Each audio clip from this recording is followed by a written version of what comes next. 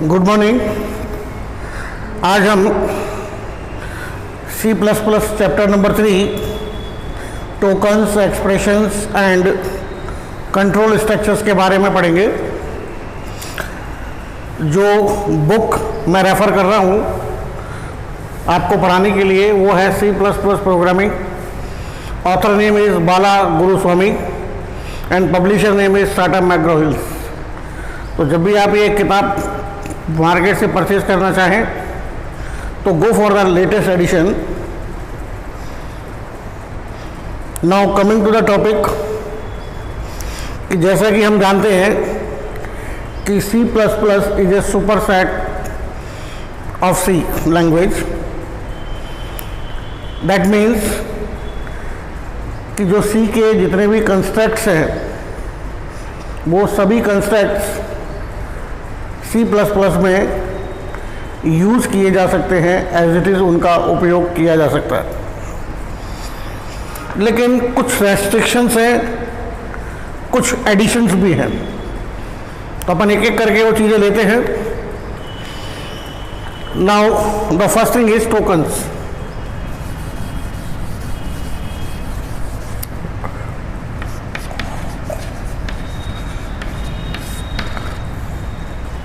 What are the tokens?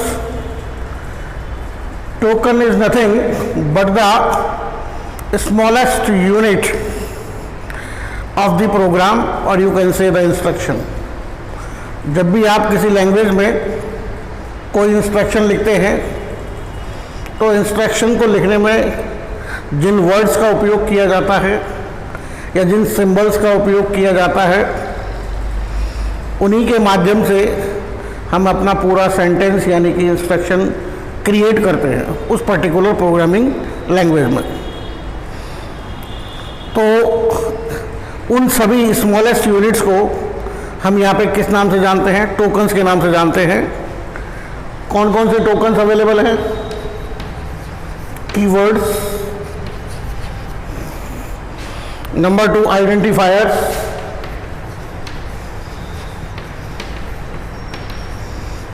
Number 3 constants,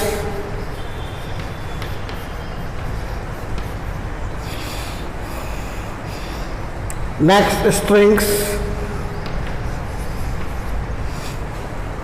and next operators. These are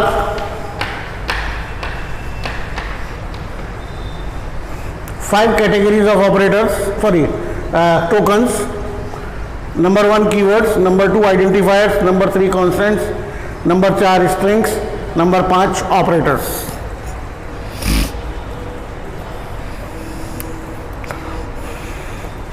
सबसे पहले हम keywords के बारे में बात करेंगे।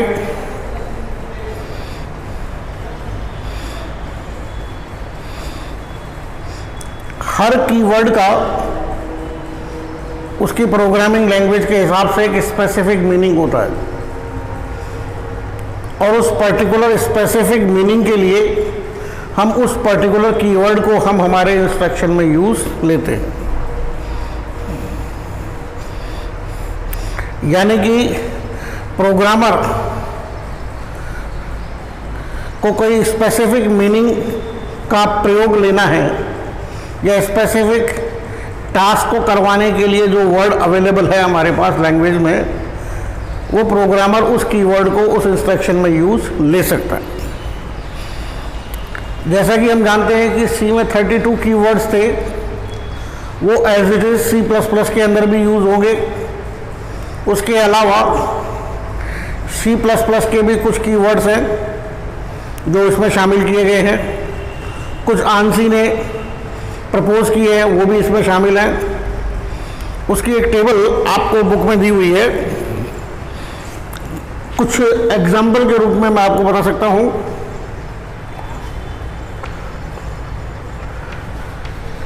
SUM, सॉरी,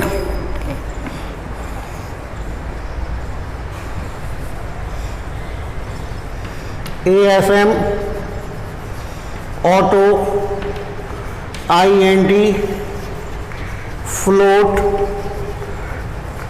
डबल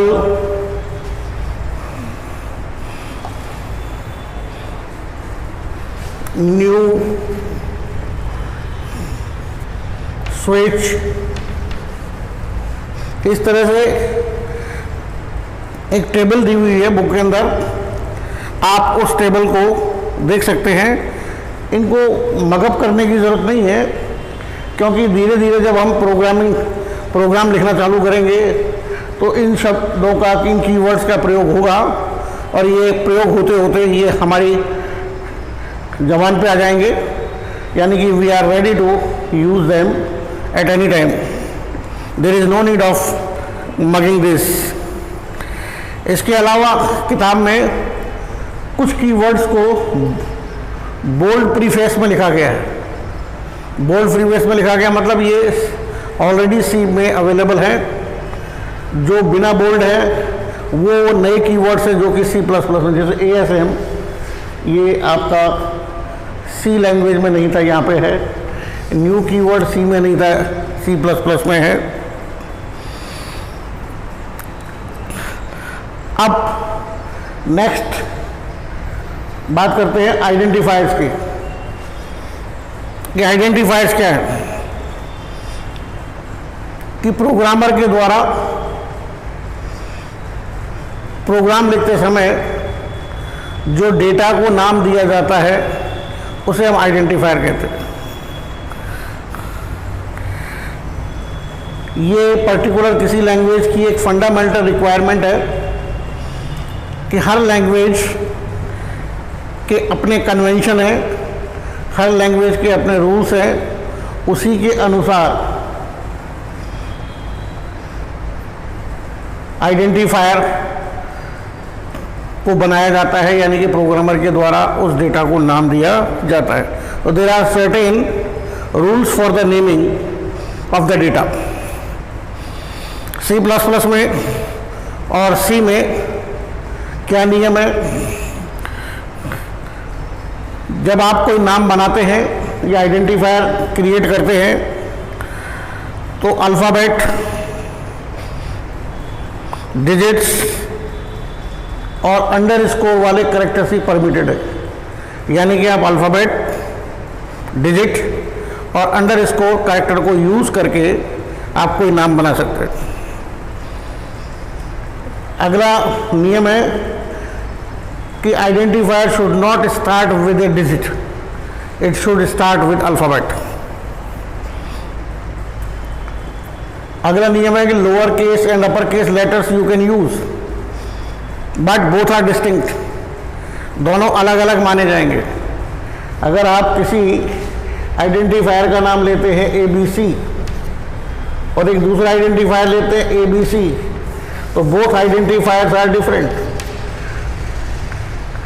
वो स्मॉल केस के लेटर्स के साथ बना हुआ नाम है, ये कैपिटल लेटर्स के साथ बना हुआ है, इसलिए बोथ आर डिफरेंट। एक और इसमें कन्वेंशन है, कन्वेंशन ये नियम है कि आप किसी भी कीवर्ड को एज ए आइडेंटिफायर के रूप में इस्तेमाल नहीं कर सकते।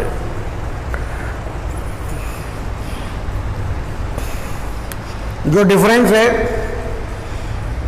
नेमिंग रूल्स में वो C और C++ में वो इतना सा है कि लेंथ कितनी हो, नंबर ऑफ कैरेक्टर्स की। ANSI C में 32 characters, first 32 characters are identified as a name of the data, or you can say the name of identifier. ANSI C++ में इसकी लेंथ में कोई लिमिट नहीं, but you should be very careful कि जब length में limit नहीं है तो आपके आइडेंटिफायर में नंबर ऑफ कैरेक्टर्स कितने भी हो सकते हैं, but the first 8 characters must be distinct, यानी कि प्रथम 8 अक्षर आपके दूसरे आइडेंटिफायर से डिफरेंट होने चाहिए, कोई न कोई एक अक्षर हो जाए।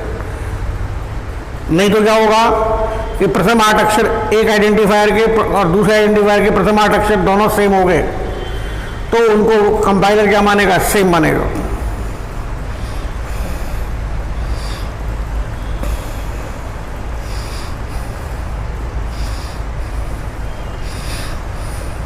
Now coming to the constants. Constant क्या है? जो प्रोग्राम में हम फिक्स वैल्यूज इस्तेमाल करते हैं, यानी कि प्रोग्राम की एग्जीक्यूशन के दौरान वो वैल्यू बदलती नहीं है, तो वो वैल्यू हमारे लिए क्या मानी जाएगी? यहाँ पे कांस्टेंट मानी जाएगी।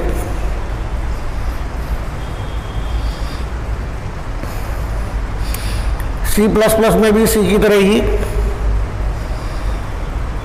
कांस्टेंट दो प्रकार के हैं, एक न्यूमेरिक कांस्टेंट्स और एक non numeric constants. Numeric constant वो फिक्स वैल्यूज जिनमें सिर्फ डिजिट्स होती है। नॉन न्यूमेरिक कांस्टेंट के अंदर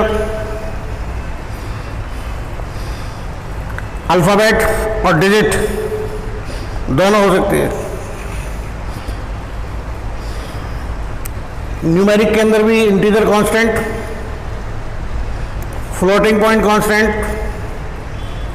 दोनों हो सकते हैं।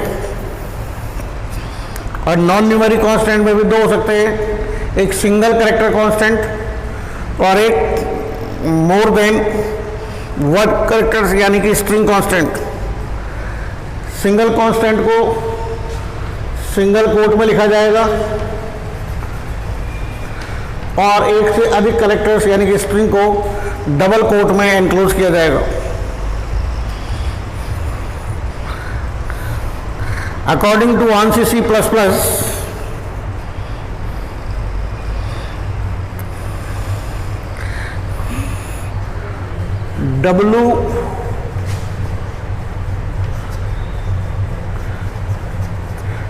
WCHAR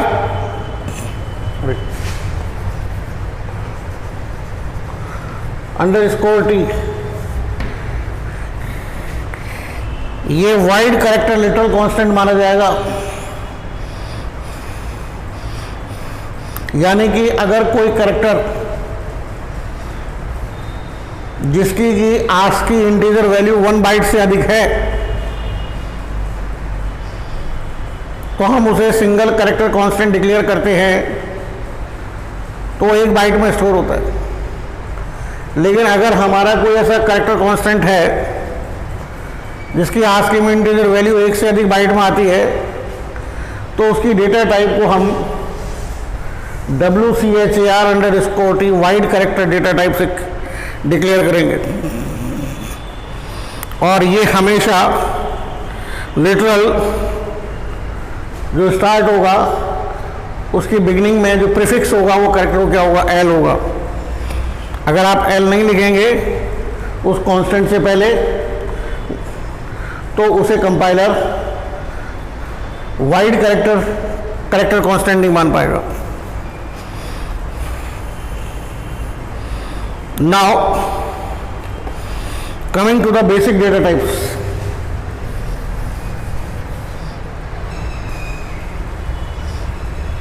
अभी हम ने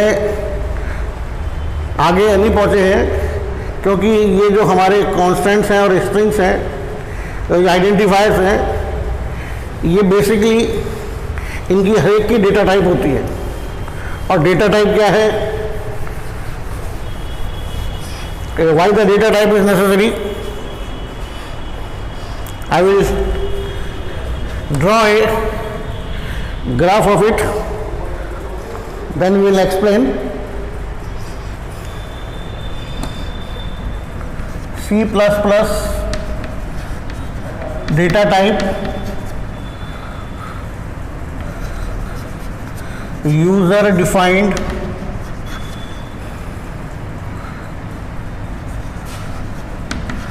built-in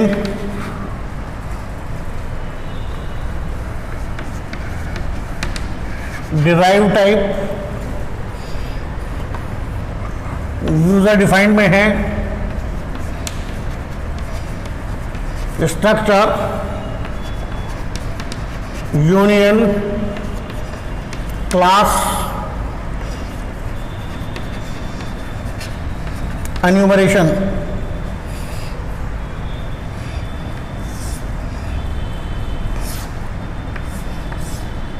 इसमें 3 है। इंटीग्रल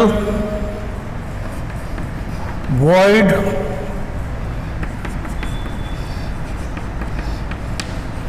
floating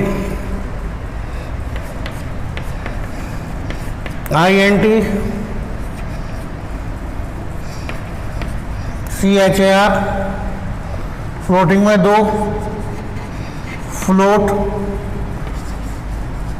और double.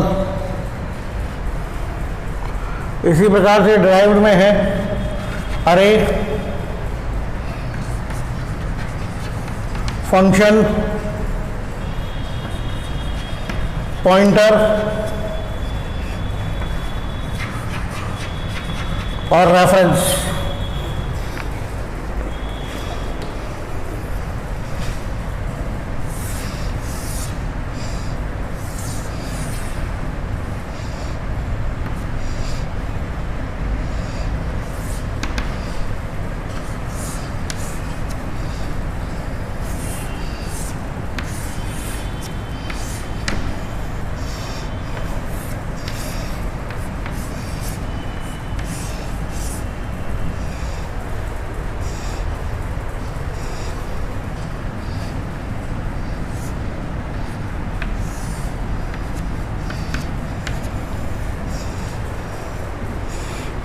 Now you can easily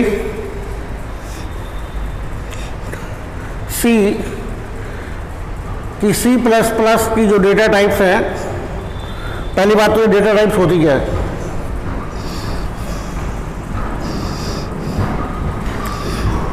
data types her language में होती हैं, यानी कि उस लैंग्वेज की जो कैपेबिलिटी है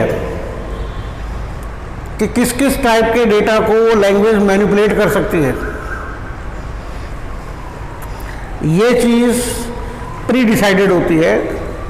यानी कि लैंग्वेज को बनाते समय इस बात का ध्यान रखा जाता है कि इस लैंग्वेज के द्वारा हम इस टाइप के डेटा को मैनिपुलेट करवा सकते हैं।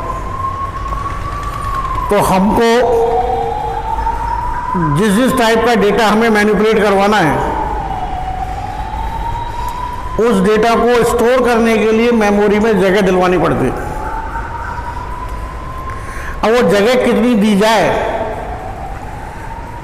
क्योंकि जगह अलॉट करने का काम ऑपरेटिंग सिस्टम का है, लेकिन कितनी जगह डिमांड की जाएगी ये काम कंपाइलर का है। तो प्रोग्रामर को अपने प्रोग्राम में ये स्पेसिफाई करना होता है कि पर्टिकुलर वेरिएबल यानी कि आइडेंटिफायर को मेमोरी में स्टोर करने के लिए कितनी जगह चाहिए। तो according to the data type compiler क्या करेगा, उस डेटा के लिए मेमोरी में जगह ऑक्यूपाई करवाएगा। Fine. For example, if I write int a,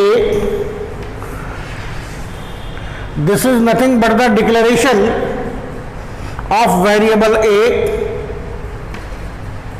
whose data type is defined with int। यानी कि a के लिए मेमोरी में जगह चाहिए, और वो कितनी चाहिए, जो इंटीजर टाइप को चाहिए होती है। यानी कि a कैसा है, इंटीजर जैसा। ए में जो वैल्यू स्टोर होगी वो कैसी होगी, इंटीजर वैल्यू स्टोर होगी। और कंपाइलर इस डेटा टाइप को देखते ही समझ जाता है कि उसे कितनी जगह देनी है, क्योंकि it is a pre decided. Clear. तो यहाँ पे डेटा टाइप को हमने 3 डिफरेंट कैटेगरीज में डिवाइड किया हुआ है। एक तो है यूजर डिफाइंड डेटा टाइप, एक है बिल्ट इन डेटा टाइप, एक है डिराइव डेटा टाइप। क्लियर। अब यूजर डिफाइंड का मतलब है कि जो यूजर के द्वारा डिफाइन की जाए data type. There is a liberty in programming language कि user can define his own data types. तो उसमें कौन कौन सी आएंगी, structure, structure is a data type, user अपने डेटा को इस प्रकार के स्ट्रक्चर में रखना चाहता है। Compiler knows what is structure. तो जैसे ही स्ट्रक्चर शब्द के साथ आपने किसी डेटा की टाइप को डिफाइन किया तो तुरंत देखेगा कि what is the definition of the structure is given by the programmer, क्योंकि स्ट्रक्चर के अंदर डिफरेंट टाइप की बिल्ट इन डेटा टाइप का ये ग्रुप होता है।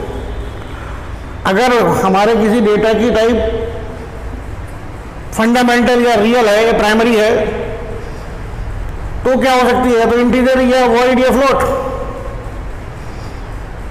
तो इंटीजर है तो उसमें एक ही डेटा रहेगा एट ए टाइम, लेकिन हमारे पास सिचुएशन ऐसी है कि हमारे पास किसी एक पर्टिकुलर टास्क से रिलेटेड जो हमने एंटिटी मानी है उसका नंबर ऑफ डेटा है और data defined data primary data types का है, तो उसका हम एक ग्रुप बना सकते हैं और वो ग्रुप डिफाइन किस में करेंगे, स्ट्रक्चर में। इसी का दूसरा रूप है union.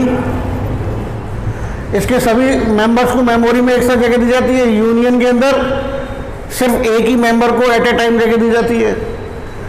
Similarly classes is nothing but the larger view of the structure and union. Similarly enumeration data type कि एन्यूमरेशन का मतलब हमें पता है कि इस पर्टिकुलर वेरिएबल की पॉसिबल वैल्यूज ये हो सकती हैं, तो वो हमने एन्यूमरेट डेटा टाइप के साथ डिक्लेयर अगर कर रखा है तो जो जो वैल्यूज हमने दी हुई है उसके अलावा अगर हम उस वेरिएबल की किसी अन्य वैल्यू को यूज करना चाहें तो यूज नहीं हो सकती। अपन डिटेल में भी पढ़ेंगे आगे चल के, अभी सिर्फ थोड़ा सा आइडिया दे रहे हैं। इसी प्रकार से डिराइव डेटा टाइप्स जो प्राइमरी डेटा टाइप है उसे यूज करके हम डिराइव डेटा टाइप बना सकते हैं। जैसे कि अरे एक इंटीजर को स्टोर करने के लिए प्राइमरी डेटा टाइप आईएनटी का यूज करेंगे, लेकिन अगर एक से अधिक इंटीजर्स हैं जो कि किसी एक ही ऑब्जेक्ट या कह लीजिए एंटिटी से रिलेटेड हैं तो उसके ग्रुप को स्टोर करने के लिए अरे बनाएंगे। These are nothing but the name of the data structures in which we store the data. किस रूप में हमें डेटा स्टोर करवाना ये हमारे हाथ में होना चाहिए, लेकिन उससे संबंधित जो स्ट्रक्चर हम यूज में लेंगे क्या वो प्री डिफाइंड है या नहीं है, इस चीज का ध्यान रखना पड़ता है। Similarly function is nothing but a small program. Function को जब हम कॉल करते हैं तो ये एग्जीक्यूट होता है। कॉल करते समय इस फंक्शन को हम नंबर ऑफ आर्ग्यूमेंट्स यानी कि वैल्यूज भेज सकते हैं। फंक्शन वो वैल्यूज रिसीव करता है, उन्हें प्रोसेस करता है, प्रोसेस करने के बाद हमारे को रिटर्न करता है एक सिंगल वैल्यू। इसी प्रकार से वेरिएबल भी क्या करता है, जब भी हम वेरिएबल को वेरिएबल के नाम से ही प्रोग्राम में यूज करते हैं तो उस वेरिएबल के सापेक्ष में जो मेमोरी में वैल्यू रखी गई है वो यूज में आती है, वैसे ही फंक्शन में भी यूज में आती है। Pointer, this is also a derived data type, क्योंकि जब हम वेरिएबल की वैल्यू को मेमोरी में स्टोर करवाते हैं तो उस जगह पर स्टोर की गई वैल्यू को हम दो तरीके से एक्सेस कर सकते हैं, या तो बाई इट्स एड्रेस या बाई इट्स नेम। अगर हम मेमोरी में रखी गई वैल्यू को बाई नेम एक्सेस करते हैं तो वो सिंपल वेरिएबल को यूज में लेना होता है, और अगर हम उस वेरिएबल का एड्रेस हमने किसी एक थर्ड वेरिएबल में रख दिया और उस वेरिएबल के जरिए उस अमुक वेरिएबल की वैल्यू को यूज में लेते हैं तो क्या कहते हैं कि उस वेरिएबल की वैल्यू को किसके जरिए एक्सेस किया जा रहा है, पॉइंटर के जरिए एक्सेस किया जा रहा है। यानी कि आपकी कॉलोनी में जो नंबर ऑफ हाउसेज है, each house has got address, और आजकल लोग बाग अपने घर का नाम भी दे देते हैं। कोई रखता है शर्मा भवन, कोई कुंज वाटिका, और घर का नंबर भी है। लेकिन पोस्टमैन को एक्सेस करने में किसमें आसानी होती है, बाई एड्रेस, बाई मकान हाउस नंबर। तो सिमिलरली यहाँ पे है कि अगर हम मेमोरी में रखी हुई वैल्यूज़ को उनके एड्रेसेस से एक्सेस करते हैं तो हमारा एग्जीक्यूशन फास्ट होता है। तो वो वेरिएबल जो कि वेरिएबल्स के एड्रेसेस को रखते हैं अपने पास, उन्हें हम पॉइंटर बोलते हैं। Similarly reference, this is a new concept used in C++। It is also a drive data type. ये आपकी built in primary data types हैं।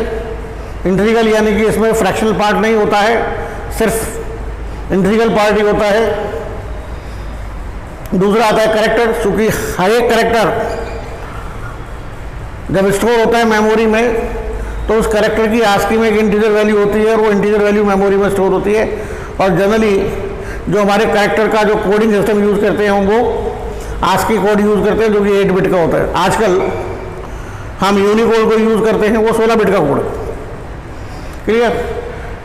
तो INT एक प्राइमरी डेटा टाइप है, CHAR एक प्राइमरी डेटा टाइप है। Now void is a new keyword. अगर हम किसी डेटा की टाइप को वॉइड से व्यक्त करते हैं तो इसका मतलब है कि कुछ नहीं। ये क्यों यूज में लेना पड़ा? क्योंकि कई बार ऐसा होता है कि फंक्शंस के द्वारा कुछ रिटर्न नहीं किया जाता, जबकि जो जनरल रूल है वो ये है कि फंक्शन को डिफाइन करते समय जो फंक्शन की हेडर लाइन होगी उसमें रिटर्न टाइप, फंक्शन का नाम and within the parenthesis number of arguments separated by comma। और आर्ग्यूमेंट किसके साथ होना चाहिए? डेटा टाइप के साथ डिक्लेयर होना चाहिए। तो फंक्शन के नाम से पहले जो रिटर्न टाइप है वो इस चीज को व्यक्त करती है कि जो डेटा रिटर्न होगा इस फंक्शन के द्वारा वो इस टाइप का होगा। लेकिन अगर फंक्शन के द्वारा कुछ रिटर्न नहीं किया जा रहा है तो उसकी डेटा टाइप को हम किससे व्यक्त करेंगे? वॉइड शब्द से, ताकि जो हमारा एक जर्नल रूल है वो हमारा सबके लिए समान होगा। अगर किसी डेटा टाइप की वैल्यू रिटर्न कर रहे हैं तो वो डेटा टाइप लिख दीजिए, नहीं कर रहा है तो ये लिख दीजिए। सिमिलरली हमारी एक फ्लोटिंग पॉइंट एक प्राइमरी डेटा टाइप है। इसमें नंबर जो है वो दोनों पार्ट में है। इंटीग्रल पार्ट है, दशमलव है यानी कि डेसिमल है, और उसके बाद उसका फ्रैक्शनल पार्ट है। तो अगर डेसिमल के बाद मैक्सिमम 6 डिजिट है तो फ्लोट की कैटेगरी में आएगा, और अगर डेसिमल के बाद मोर देन 6 डिजिट्स हैं तो उसकी डेटा टाइप को किससे माना जाएगा? डबल से माना जाएगा। ठीक है? इस तरीके से ये हमारी डेटा टाइप्स हैं। प्रत्येक डेटा टाइप को यहाँ पे शब्दों से यानी कि शब्द दिया गया है, जैसे कि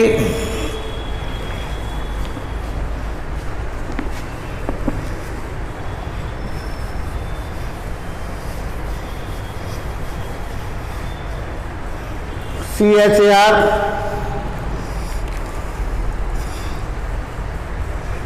unsigned, CHAR, SIGNED, CHAR। अब यहाँ पे बेसिकली डेटा टाइप तो कैसी थी? CHAR से, लेकिन यहाँ हमने 2 प्रीफिक्स यूज किए, एक अनसाइंड और एक साइंड। बाय डिफॉल्ट वो क्या माना जाएगा? साइंड माना जाता है। इसलिए हम उसके आगे अनसाइंड भी लिख सकते हैं, कि नहीं भी लिखेंगे तो साइंड माना जाएगा, लिख भी दोगे तो कोई बात मानी जाएगी। यानी कि यहाँ पे अगर डेटा टाइप को हमने इनसे यूज किया है या व्यक्त किया है तो मेमोरी में इनके द्वारा या इनके लिए 1 बाइट का स्पेस मेमोरी में ऑक्यूपाई किया जाएगा। Clear? irrespective of the machine CPU size. CPU आपका 8 बिट का भी हो सकता है, CPU आपका 16 बिट का भी हो सकता है, CPU आपका 32 बिट का भी हो सकता है, CPU आपका 16 बिट का भी हो सकता है, 64 बिट का भी हो सकता है। तो CPU का साइज को हमने माना है 1 वर्ड के बराबर, लेकिन यहाँ पे कैरेक्टर को सिर्फ 1 ही बाइट जगह मिलेगी। ANSI C++ में 2 और डेटा टाइप्स इस्तेमाल की हुई है यहाँ पे। एक तो BOOL, बूलियन, और एक मैंने आपको बिगनिंग में बताई थी WCHAR, वाइड कैरेक्टर टाइप और बूलियन टाइप। बाकी वो सारी टाइप जो हमने सी में यूज़ की थी, INT, signed INT, unsigned INT, short INT, signed short INT, unsigned short INT, long INT, signed long INT, unsigned long INT, float, double और एक लॉन्ग डबल। तो जो हमारे नेक्स्ट चैप्टर होगा, सॉरी नेक्स्ट जो वीडियो होगा, उसके अंदर हम डिटेल में डिस्कस करेंगे कि प्रत्येक प्राइमरी डेटा टाइप के लिए मेमोरी में कितनी जगह ऑक्यूपाई की जाती है। तब तक आप इसे रिवाइज करें। Thank you.